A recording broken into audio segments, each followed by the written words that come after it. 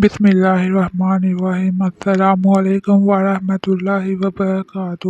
اگر کسی کو دعائے قنوت یاد نہ ہو تو اور نہ ہی ربنا آتنا فی الدنیا یاد ہو تو وہ فطر کی نماز کیسے پڑھے گا؟ کیا سجدہ سہو کرنے سے نماز ہو جائے گی؟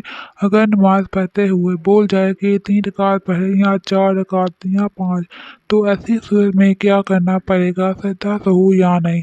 اگر 4 رکعت والی نماز 5 رکعت پڑھ لی، پھر بعد یاد آیا تو کیا کرے؟ اگر نماز ہی ہے تو کیا کرے؟ اور پوری 5 رکعت پڑھ کر سلام پھیر لیا، پھر یاد آیا کہ میں نے 5 رکعت پڑھ لی ہے، تو اب کیا کرنا ہوگا؟ بسم اللہ الرحمن الرحیم۔ دعائے قنوت یاد کرنی چاہیے، جب تک کہ وہ یاد نہ ہو ربنا آتنا والی دعا پڑھ لیا کرے۔ وہ بھی یاد نہ ہو تو کم از کم اللہم اغفر لی 3 مرتبہ پڑھ لیا کرے۔ سجدہ سہو نماز میں کسی واجب کے بھول سے چھوٹ جانے کی صورت میں کیا جاتا ہے، قصداً کسی واجب کا ترک صحیح نہیں۔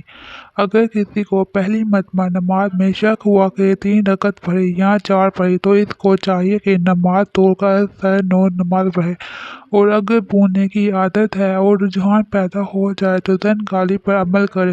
مثلاً 3 اور 4 میں شک ہو اور قلبی رجحان 4 کے بارے میں قائم ہو جائے تو اس کو 4 ہی سمجھے، اور اس صورت میں سجدہ سہو کی ضرورت نہیں۔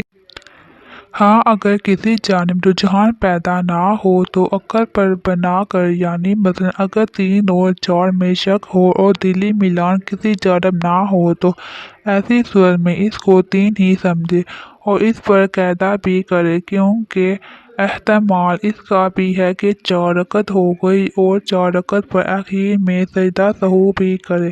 اگر 5ویں رکعت کا سجدہ کرنے سے پہلے یاد آ جائے تو فوراً قاعدہ میں بیٹھ جائے اور سجدہ سہو کر لے، نماز ہو گئی۔ اور اگر اس وقت یاد آیا جبکہ 5ویں رکعت کا سجدہ کر لیا تھا تو 1 رکعت اور ملا کر 6 رکعتیں پوری کر لے۔